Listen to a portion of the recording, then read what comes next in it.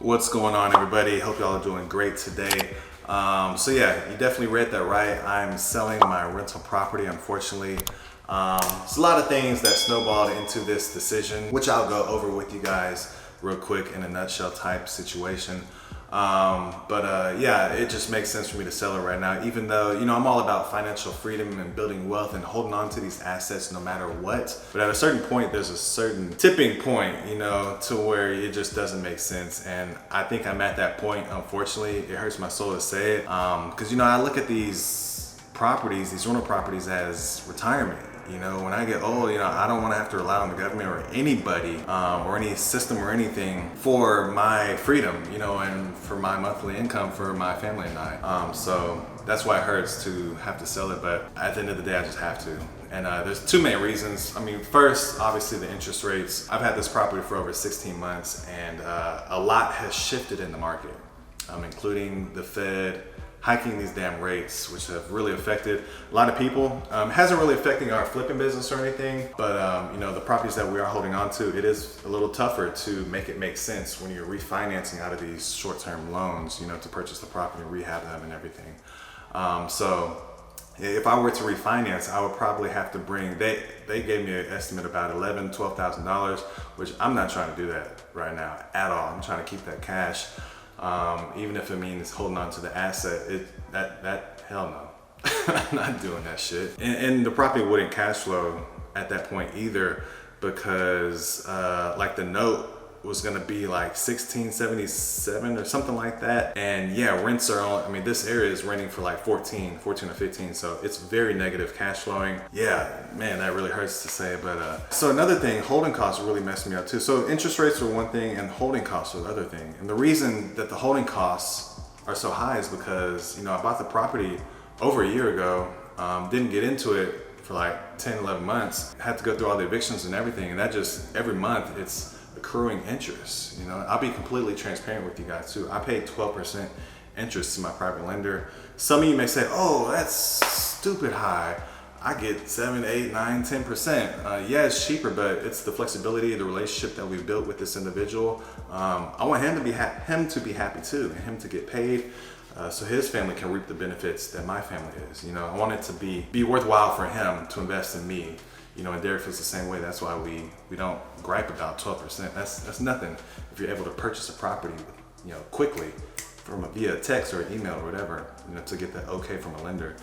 But yeah, holding costs really ate me up. I'm gonna end up spending like $17,000 in holding costs, and that also just adds on to the that on top of the original loan, makes the payoff a lot more. And that's why the monthly payment will be higher and everything. So that's why it doesn't make sense as well. I wish I would have went through an attorney who specializes in evictions specifically, because I tried to do everything on my own, and there's so many different nuances that I wasn't aware of. Different types of appeals. I thought there was only one eviction appeal. There's multiple types of appeals. That's what they did. They appealed it 3 times. 3 different levels. That's why we had to go to the highest fucking downtown Houston courtroom, to get this finalized, and we finally did. But like I said, that was damn near a year later, and it really messed things up. But it's cool. I just wanted to share my experience with you guys. That's the whole reason for this channel.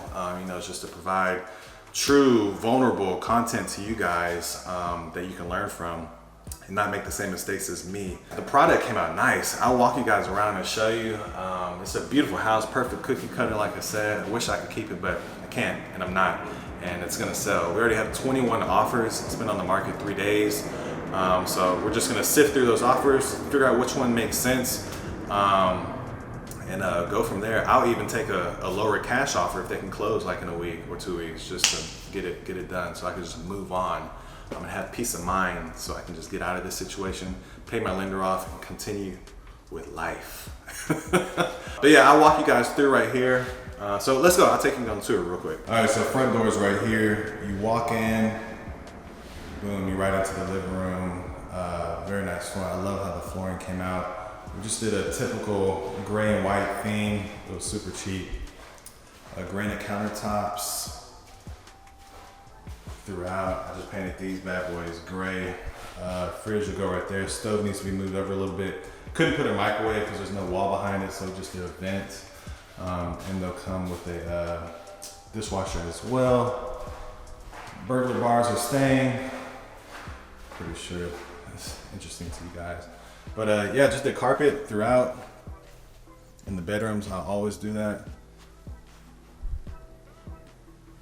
And yeah, like I said, pretty cookie cutter, pretty standard. Nothing too special. Did granite in here too, saved the countertops. These are refinished, so that saved a lot of money right there. Yeah, that's pretty much it. I'll take you outside. All right, so this is it. We just painted it gray and white. It was an ugly brown tan brick color. This roof, we saved the roof. It's a little old. It's 8 years old, but we just power washed it with chemicals and everything, along with the driveway. But this is a neighborhood, pretty cookie cutter neighborhood, nice neighbors.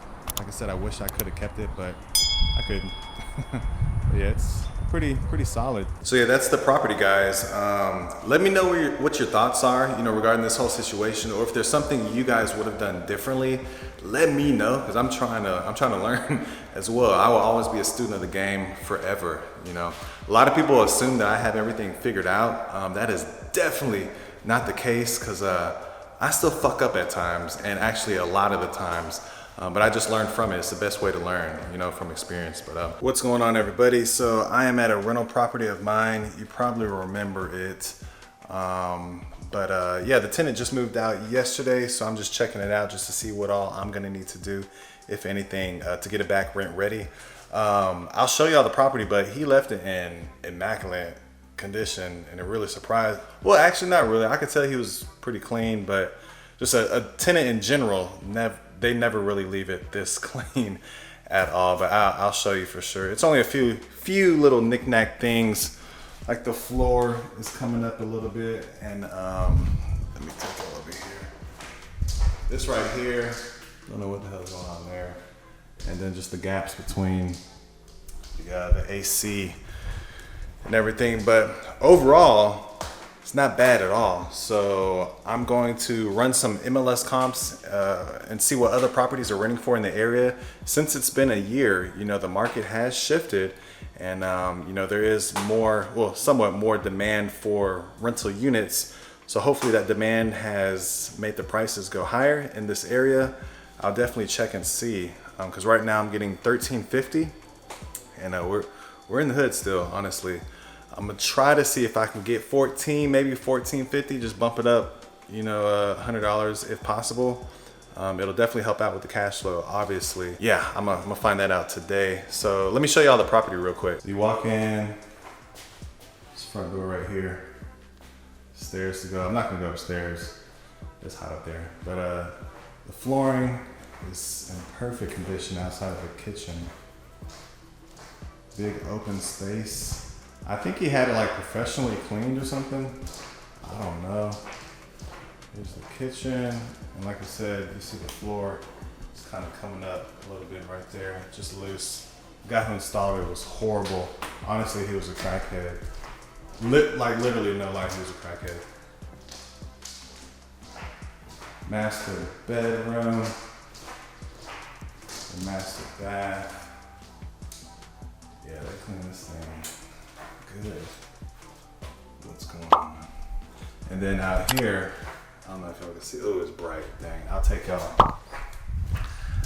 y'all to the back, but I do have a garage unit out there that I'm going to convert eventually, realistically, probably in about 6 months or so, just to have more income coming out of this one property. I could probably rent that. It'll be just a 1-bedroom efficiency. Well, not efficiency. It'll have an official bedroom with walls and everything. Laundry, restroom, kitchen, and then a big decent sized living room. Probably rent it out for like $700, $800 or so. Then I have to put a fence down the side so I can separate the parking as well. But fortunately, there's a huge parking lot a lot of concrete and everything. So, you know, I'm just trying to maximize my income basically. And that's another reason why I bought this property. Not just because this house, not just because the garage unit, but it has 10,000 more square feet of land behind the property as well, where eventually I want to build something. Not sure if I want to build like a duplex or like 3 single family homes, like small homes, or I could put like some nice looking modular mobile home type things back there that may be a little cheaper, but of course I have to run electricity, plumbing and everything to the main street. But just options, like I said, that's why I bought the property, because I have so many options to make more passive income with this property and just build wealth. All right, so here's the property, guys. And I have a vacant piece of property over here that's not mine, but it's just overgrown so much. So I'm gonna have to get all that cut. Here's the back of the property. Sorry, here's the garage that I was talking about that I'm gonna get converted eventually. Unfortunately, I would take you guys inside, but I lost the keys, so I'm gonna have to have my maintenance guy just break through our door and change the locks. But here is the land that I was talking about that I have as well. So it's 10,000 square feet back here. And dang, hope y'all can see. But it goes way back there. And like I said, I'm not sure exactly what I'm gonna do. I'm gonna build something, just not sure exactly what I'm gonna build. But yeah, that's the property. So overall, I feel like I wouldn't have done anything different with this property and just this experience with this tenant. Actually, I would have probably tried to negotiate a longer lease. That's probably what I would have done. Because this year goes by, like a year lease goes by so fast, you know? If you can lock somebody in for 2-3 years, maybe at a little lower rent rate, but you have them locked in. You don't have to worry about coming in and re-cleaning the property, relisting the property, because all that costs money, time and money. And remember, I have a loan on this property, so every month that goes by without a tenant in here, I'm paying the mortgage. So I have to pay the mortgage today, which is like $1,200 out of my pocket. But we're gonna get a renter in here fast, and we're gonna get the deposit. I'll make that up, but actually I won't make it up because it'll go to the realtor. See, these damn holding costs and this in-between vacancy time really affects things. So yeah, that's the one thing I would have done differently, is gotten a longer lease. But yeah, let me know if you have any questions about anything. Y'all can pick my brain, whatever, in the comments. Like I said, I always personally respond. If you have any questions or anything, let me know. Till then, peace. Talk to y'all later.